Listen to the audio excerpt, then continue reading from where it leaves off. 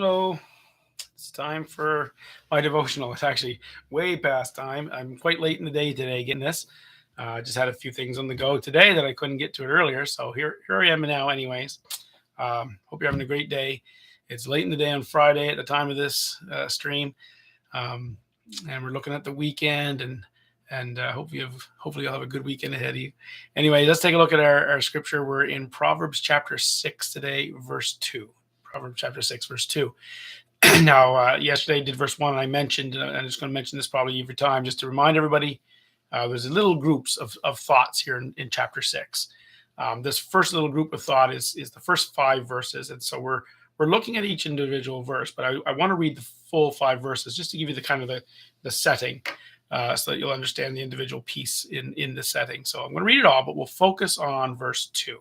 So let's just read that and we'll see what it says. So it says, "My son, if you have become a surety for your neighbor, have given a pledge for a stranger, if you have been snared with the words of your mouth, have been caught with the words of your mouth, do this then, my son, and deliver yourself. Since you have come into the hand of your neighbor, go, humble yourself, and importune your neighbor. Give no sleep to your eyes, nor slumber to your eyelids. Deliver yourself like a gazelle from the hunter's hand, and like a bird from the hand of a fowler." So I'm going to read verse 2 by itself now, but just to give you that setting, there's this idea here of if you find yourself in this kind of, I guess you could sort of summarize it by saying kind of in this bad deal. You get yourself into this bad deal where you're going to end up taking all the responsibility for something for someone else. Get out of that as quick as you can. And that's the gist of this. But let's look at that verse 2 and we'll focus on that today. It says, if you have been snared with the words of your mouth, have been caught with the words of your mouth. So snared or caught with the words of your mouth. The idea here is, so like yesterday we talked about this idea, if you've given a pledge for somebody, you've promised to do something for somebody else, or you'll take the cost for somebody else's actions. And being surety means this idea of I'll guarantee them, so they'll do the thing and I'll pay for it. Well, the second verse kind of follows that idea a little further by saying, well, if you've been caught with the words of your mouth, snared by the words of your mouth. In other words, kind of like the idea of you've been having this conversation, maybe you're making a deal with someone or trying to work something out with someone, and they trick you and you've been caught, and now you're in a deal and you realize I've agreed to this thing, but I kind of got tricked and I'm in a bad scenario here now. Or maybe it's not that you got tricked. I mean, that would be the idea if you get caught, right? But maybe it's not that you got tricked. Maybe it's just simply you just didn't understand the deal you were making, and you made a bad deal, and you realize, oh man, I'm in a bit of a bad spot. Or you weren't just not very good at negotiating with somebody.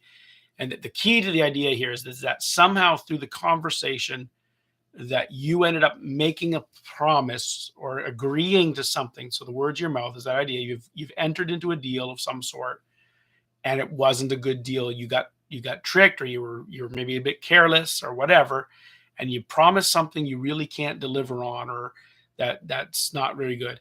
And that's what that's talking about here. We and then of course it goes on to say, get out of that. If you find out that's happened to you, get out of that as quick as, not in a dishonorable way, properly, but find a way out as best you can.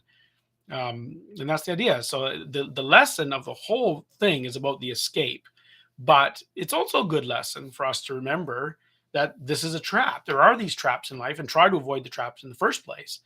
And so the lesson here would be very careful with your words when you agree with people on things. Like, it's very easy just to kind of agree, and even just in casual ways, like, oh yeah, you're right.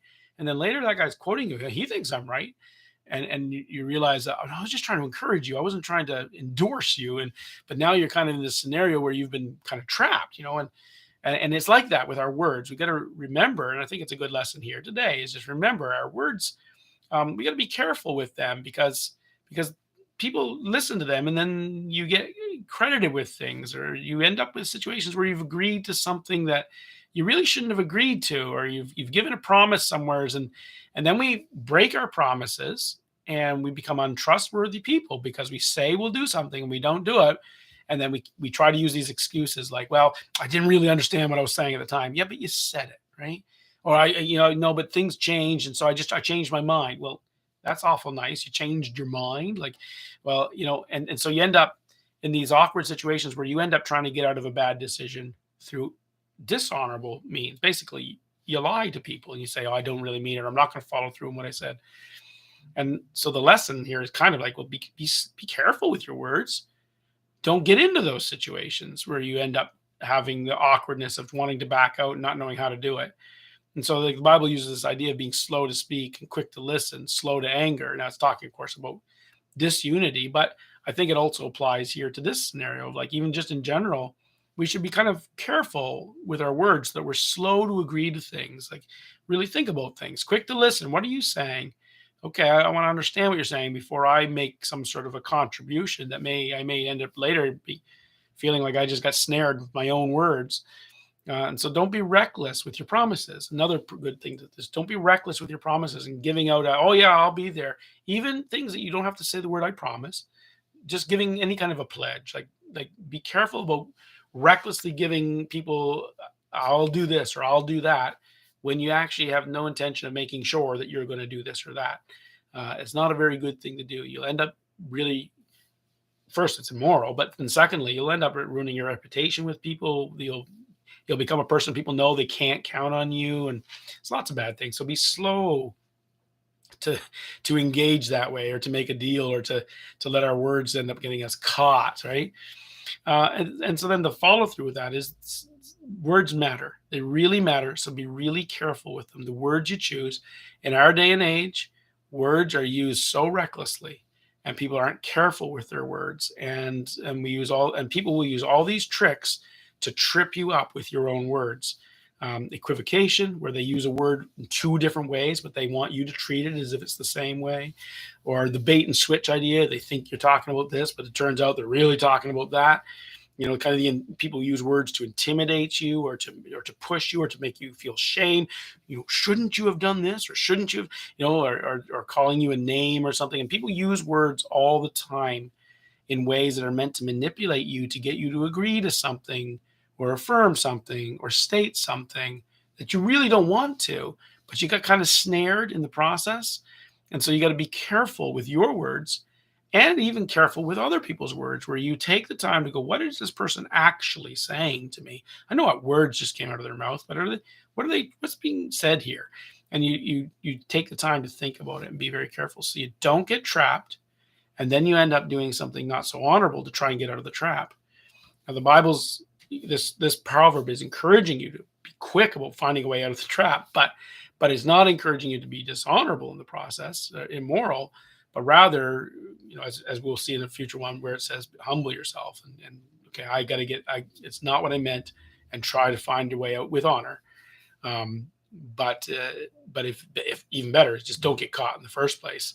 If you do get caught, well then, yeah, do your best to get out of that as quick as you can. Otherwise, you'll be a slave to an agreement you never meant to be in, and or you'll be slave to a promise you never meant to make. And so that's kind of the thing here today. When we go to the next verses, we'll talk about how to escape that when we do find ourselves accidentally in those places. And it's like, oh, I said something I wish I hadn't said.